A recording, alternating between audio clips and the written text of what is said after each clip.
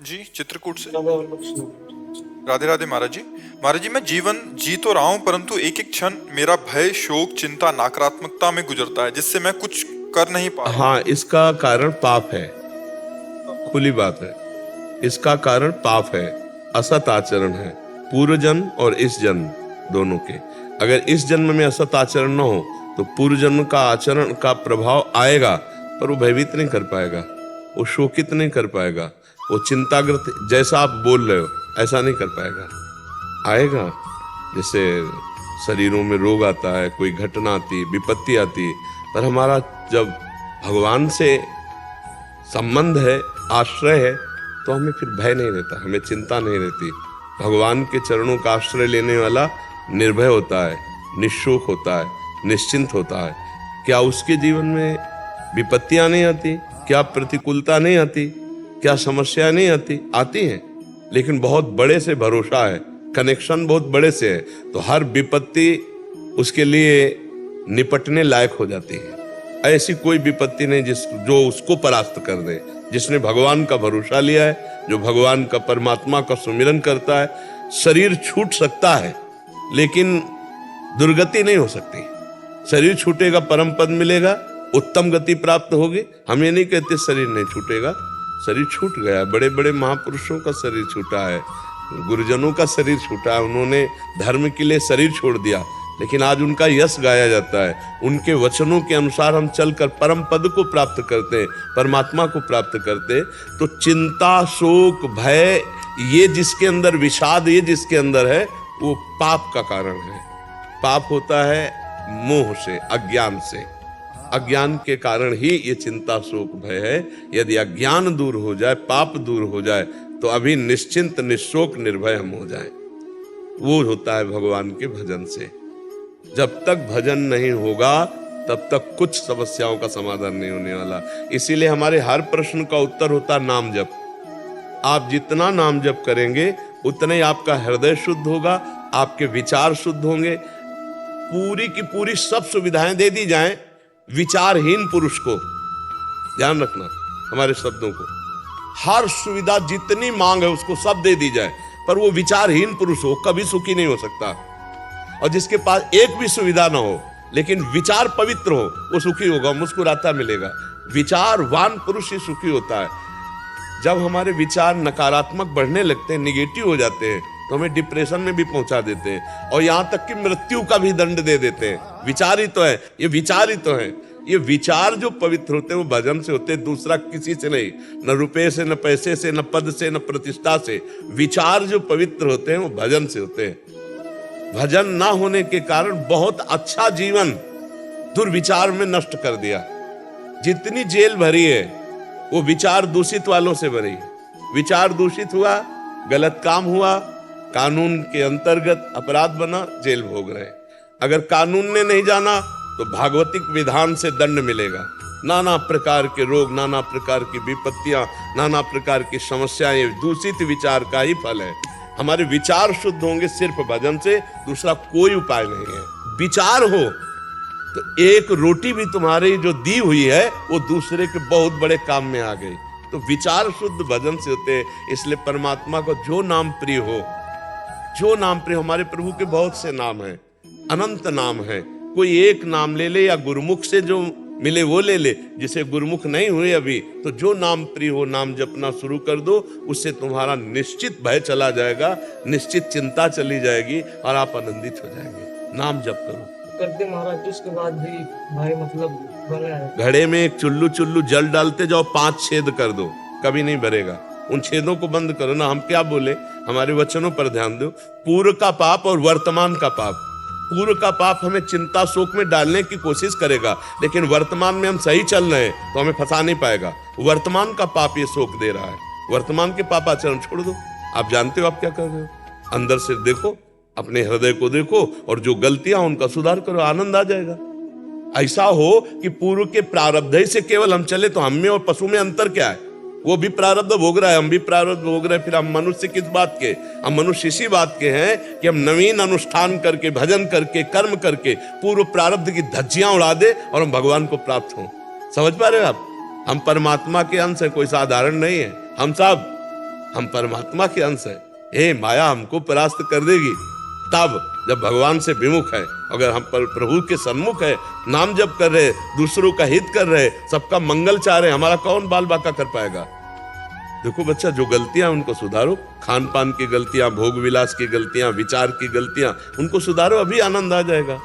अगर हम नहीं सुधारेंगे इस जन्म में तो सुअर कुत्ता बन के थोड़ी सुधार पाएंगे।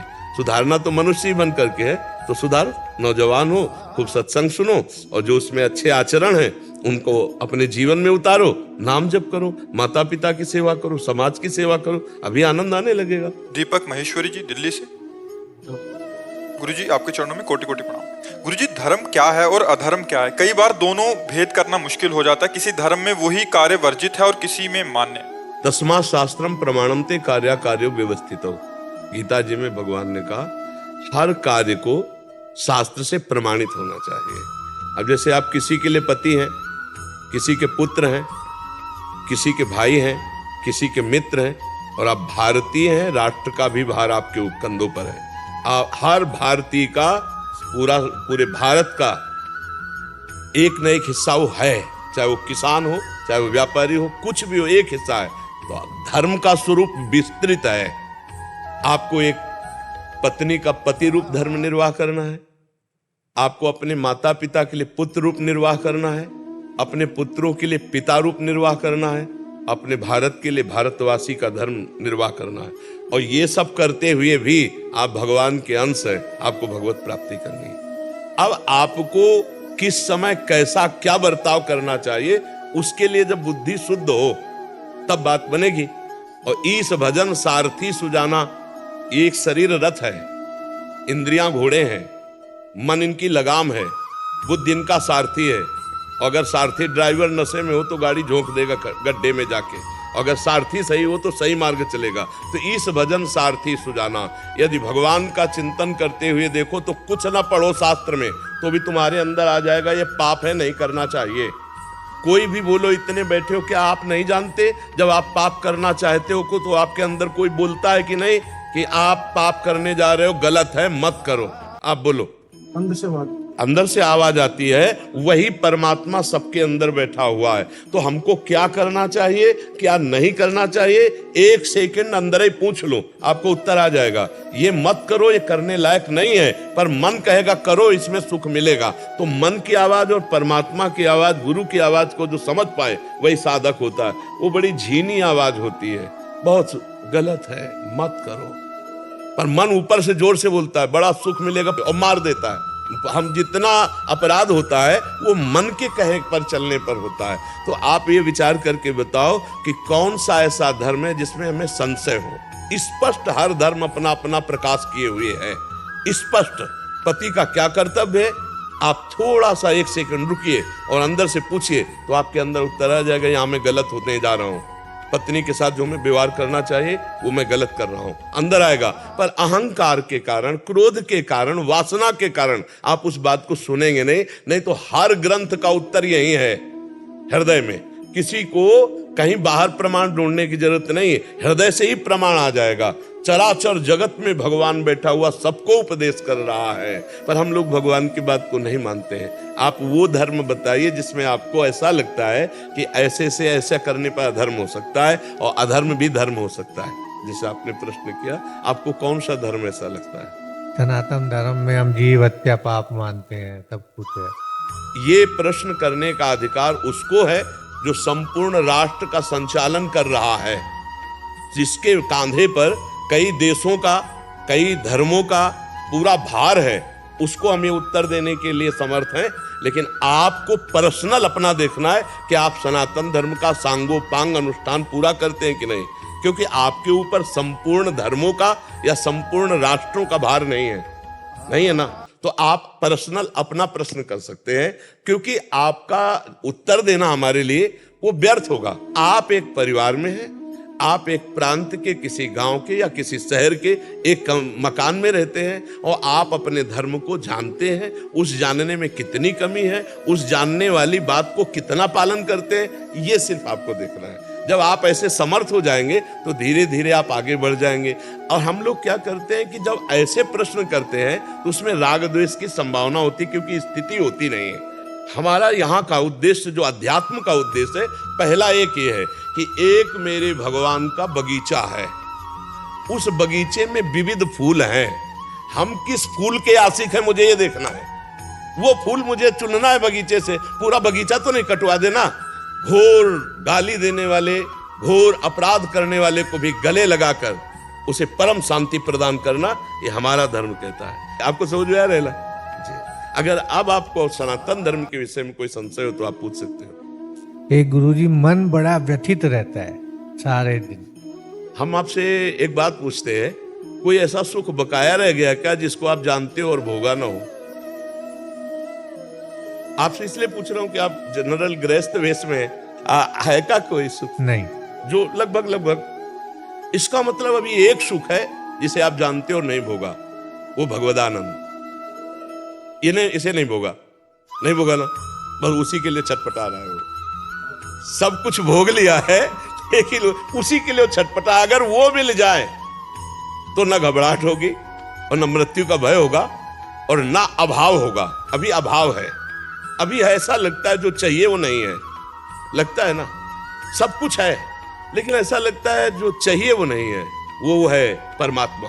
उसकी प्राप्ति होने के बाद फिर ब्रह्मभूता प्रसन्नात्मा न शोचति न कांक्षति समाः सर्वेषु भूतेषु मद भक्तिम लभते पराम। जिसके प्राप्त होने के बाद कुछ प्राप्त करना बाकी नहीं रहता, जिसके जानने के बाद कुछ जानना बाकी नहीं रहता, उसे परमात्मा कहते हैं। और उसी को प्राप्त करने के लिए मन अव्यक्त रूप से छटपटा रहा है। अब वो प्राप्ति हो जाए तो आनंद हो जाए, क्योंकि जो जो चाहिए वो लगभग सब भोग लिए। आप गृहस्थी में सब भोग लिए, अपना पराया सब भोग लिए, लेकिन जो वास्तविक चाहिए वो नहीं मिला अभी तक। और वो मिल जाए तो तृप्त हो जाए, मन तृप्त हो जाए, आनंदित हो जाए। इसलिए हमारी प्रार्थना है, नाम जप कीजिए, भगवान का नाम जप कीजिए, गुरुजनों की आराधना कीजिए। जो हमारे पूर्व में बड़े बड़े महापुरुष हो गए उनके चरित्र पढ़िए, उनकी आराधना कीजिए। और किसी की सेवा कभी बन जाए तो बहुत जल्दी शांति मिलेगी। जैसे कोई बीमार पड़ा, कोई सेवा करने वाला नहीं, आप शरीरे से सेवा कर दीजिए। या आप 100 रुपये की सामग्री अपने लिए लेने जाते हो, वो दवा लेके उसे दे दीजिए। एक दिन भोजन छोड़ दीजिए, दूसरे को पवा दीजिए, फिर देखो कैसी शांति मिलती है। एक दिन हम अच्छा भोजन पाने जा रहे हो और वो भोजन किसी भूखे को दे दें जिसको नहीं मिला, तो आप देखिएगा 100 दिन पाने से आपको जो आनंद नहीं मिला, एक दिन ना पाने से वो आनंद मिल जाएगा। आपका हृदय शीतल हो जाएगा। इसी से मन को शांति मिलती है। और जो हमारे वो सब छूटेंगे, आज नहीं तो कल, क्योंकि धीरे धीरे पहुंच रहे हैं नंबर पे, तो मन को एक मीठी मीठी घबराहट हो रही कि जिस कार्य के लिए आया था वो कार्य नहीं कर पाए। देखो, हम एक कार्य के लिए आए मनुष्य जीवन में, परमात्मा प्राप्ति। एक बार परमात्मा प्राप्ति हो जाए फिर आनंद पूर्वक जीवन व्यतीत करो। पहले परमात्मा प्राप्ति होना चाहिए था, सो हुआ नहीं तो अब अंतिम में कर लो। जो पहले करना चाहिए अब आखिरी में कर लो। तो परमात्मा प्राप्ति कोई कठिन नहीं है, क्योंकि परमात्मा कोई और नहीं है, हमारे हृदय में बैठे हुए हैं। और सही पूछो तो जैसे दर्पण में हम 2 दिखाई देते हैं और दर्पण हटा दो तो एक ही बचेगा ला। दर्पण में हम और प्रतिबिंब दिखाई देते हैं और दर्पण हटा दो उसे कहते सोहम, सोहमश्मी। जिसे मैं खोज रहा था वो कहीं दूर नहीं है, पर उसके लिए नाम जप और गुरुजनों की आराधना आवश्यक है। तो आप नाम जप कीजिए और भक्तों के चरित्र पढ़िए।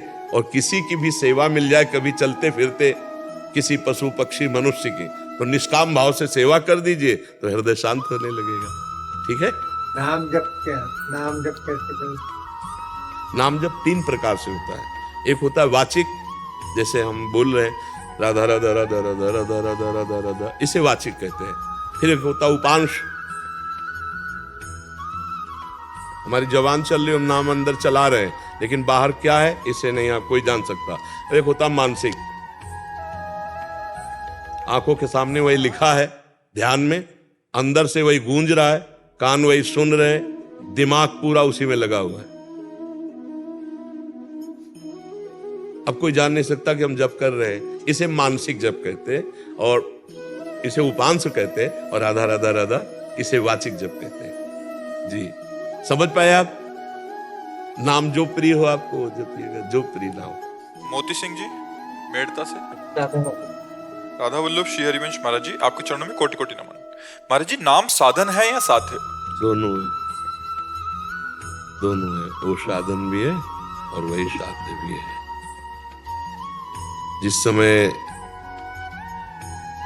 नाम साध्य रूप धारण करता है तो देखिए नाम रूप आधीना, नाम रूप को प्रकाशित करता है। जैसे हम कृष्ण कृष्ण कृष्ण कृष्ण, तो स्वरूप सच्चिदानंदमय, वो नाम प्रकाशित करता है।